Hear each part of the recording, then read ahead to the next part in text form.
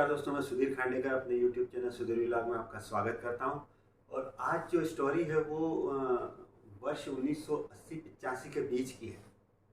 और जबकि मतलब 80-85 के बीच का जो समय था वो इतना ग्रोइंग नहीं था जितना कि आज के समय में। जैसा कि हम लोग इतना सुविधाएं देख रहे हैं, इतना जो लोगों के जीवन में जो क्या कहना चाहिए, एक बहुत ज़्यादा जो पैसा वगैरह है उस समय बहुत कम हुआ करता था। 80-85 के बीच में बड़ी उतना फ्लरिशनेस नहीं था। तो दोस्तों ये कहानी ऐसी थी कि मैं जहाँ रहता था उसके ठीक बगल में, हमारे घर के ठीक बगल के जो घर में जो परिवार रहता था वहाँ की स्टोरी है। और वहाँ पर क्या होता था कि एक हस्बैंड वाइफ थे, उनके बच्चे थे। तो हस्बैंड वाइफ दोनों सर्विस में थे। हस्बैंड बैंक में थे और वाइफ टीचिंग में थी। और उनके यहाँ एक अम्मा एक काम करती थी। तो 80 के लगभग की बात है। उसके बाद कुछ समय बाद वो जो अम्मा थी वो कुछ बूढ़ी हो गई थी। तो उसने अपनी जो जहाँ पे काम करती थी उनसे रिक्वेस्ट करी कि अब मैं काम नहीं कर पाऊँगी। और उसका घर चूँकि जो स्टेशन था वहाँ से करीब 25-30 किलोमीटर दूर इंटीरियर की रहने वाली थी। तो वो उसने कहा कि अब मुझे अपने घर छुड़वा दो, आगे मैं अब काम कर नहीं पाऊँगी। तो जो महिला काम करती थी घर में वो पूरे समय यहीं रहती थी, पूरा इनके घर का काम करती थी। और विगत 15-20 सालों से काम कर रही थी।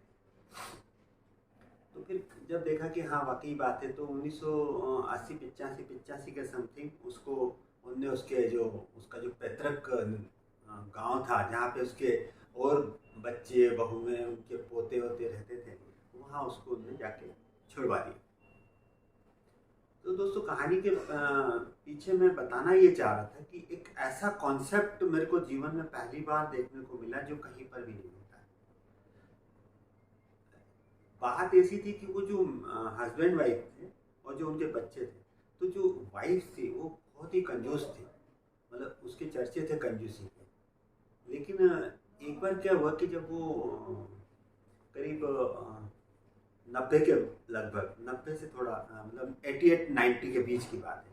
एक बार क्या हुआ कि वो थोड़ा सा उसको फीवर हुआ था, तो वो बीमार थी।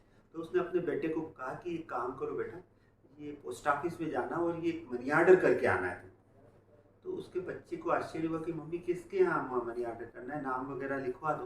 तो जब उसकी मम्मी ने उसको नाम लिखवाया तो वो जो उनके यहाँ दादी काम करती थी, जो बूढ़ी महिला काम करती थी, उसका नाम था। तो बच्चे को बड़ा आश्चर्य हुआ, बोले इसको किस चीज़ का मनी ऑर्डर? बोले इसको 100 रुपये का मनी ऑर्डर करना है। तो उसको भी बड़ा आश्चर्य हुआ बच्चे को। बोले फिर भी उसने कहा कुछ कहानी, और वो जो महिला थी उसका नाम और उसके गांव का एड्रेस लिख के वो 100 रुपये लिए और अपने पोस्ट ऑफिस चला गया। अब वो 100 रुपये जब जाके जब उसने मनी ऑर्डर कर दिए और वापस घर आया, तो फिर अपनी माँ से पूछने लगा कि मम्मी ये समझ में नहीं आई बात की क्या है। दोस्तों उस समय मुझे भी पहली बार ऐसा इतना अच्छा फंडा जो आज तक पता नहीं था, वो पहली बार जीवन में पता लगा। तो उसकी जो मम्मी का जो रिप्लाई था वो वाकई सुनने लायक है, उस पर आप भी गौर करिएगा। तो उसकी माँ ने ये कहा कि बेटा ऐसा है कि वो देखो दादी थी ना हमारे यहाँ, उसने अपने घर में कम से कम 15 से 20 साल काम किया और इतने अच्छे से उसने अपने घर को संभाला। नहीं तो मैं भी नौकरी करती थी, तुम्हारे पापा भी नौकरी करते थे, तुम दोनों भाई बहन अकेले यहाँ रहते थे, तुमको वो पालती भी थी, तुम्हारी पढ़ाई भी कराती थी, तुमको खाना भी खिलाती थी, स्कूल भी छोड़ने जाती थी और घर के काम भी पूरे करती थी। तो जैसे हमारी दादी रहती है ना, वैसी थी बेटा वो अपनी। और फिर क्या हुआ कि जब वो वापस घर चली गई तो अब उसके पास आय का तो कोई साधन है नहीं, उसकी भी अपनी खुद की आवश्यकता है। उसको लगता है कि जहाँ वो रह रही है अपने बच्चे के यहाँ, उसके खुद के रियल में पोते हैं पोतियाँ हैं, तो उनके लिए कहाँ से खर्च करेगी। तो इसलिए उसको ये 100 रुपये में मनी ऑर्डर के रूप में ऐसा भेजती हूँ, जैसे जैसे तुम्हारे पापा हैं बैंक से रिटायर होंगे, उनको पेंशन मिलेगी, मैं रिटायर होंगी, मुझे सरकार पेंशन देगी। तो जैसे हम लोग ज़िंदगी भर काम करते हैं जिस संस्था के लिए, और बाद में जब हम रिटायर होते हैं तो हमको उसके बाद भी वो संस्था कुछ अमाउंट देती रहती है हमारे जीवन की आवश्यकताओं को पूरा करने के लिए। तो उसी प्रकार उस जो हमारे यहाँ दादी काम करती थी उसकी उसके लिए क्या है, उसको तो उस समय जब वो यहाँ काम करती थी तभी हम देते थे। तो ये मेरे मन में पहली बार विचार आया कि ऐसे लोगों को जो हमारे घर में, हमारे घर परिवार की जो सुरक्षा को देखते हैं, हमारे घर परिवार के जो सारे कामों को देखते हैं और हमारे लिए अपना पूरा जीवन देते हैं, तो एक हमारा नैतिक कर्तव्य है, एक हमारा सामाजिक कर्तव्य है और एक हम चाहते हैं कि उनकी आर्थिक सुरक्षा भी हो। इसके लिए बेटा मैंने ये कोशिश करी। तो बेटा इतना खुश हुआ कि वाह मम्मी, गले से लिपट गया कि मेरे को पहली बार पता लगा कि आप इतनी दरियादिल हो।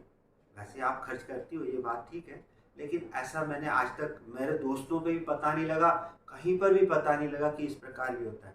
दोस्तों पहली बार इतना अच्छा कॉन्सेप्ट मुझे पता लगा आज से 50 मतलब 1986 से मुझे ये चीज़ पता है। और तब से मैं अपने से तो जितना बनता है कोशिश करता ही हूँ, लेकिन आज मैं इस स्टोरी के माध्यम से आप लोगों से भी रिक्वेस्ट करना चाहता हूँ कि जो हमारे घर परिवार में काम करते हैं, जो हमारी सुरक्षा के लिए हमारे साथ रहते हैं, जो हमारे घर परिवार के सारे सदस्यों का हर प्रकार से उनके लिए जीते हैं मरते हैं, ऐसे लोगों को हमें ज़रूर बाद में भी सहयोग करना चाहिए जब वो हमारे साथ काम नहीं कर सकते हैं। उनका पूरा ध्यान रखना ये हमारी जवाबदारी है, ये नैतिक दायित्व है हमारा। धन्यवाद दोस्तों। स्टोरी कैसी लगी ज़रूर इस पर अप्लाई करिएगा और कमेंट्स की प्रतीक्षा में मैं पुनः रहूँगा और आगे फिर अगले किसी कहानी के साथ आपके साथ फिर आपके साथ आमना सामना होगा। धन्यवाद, नमस्कार।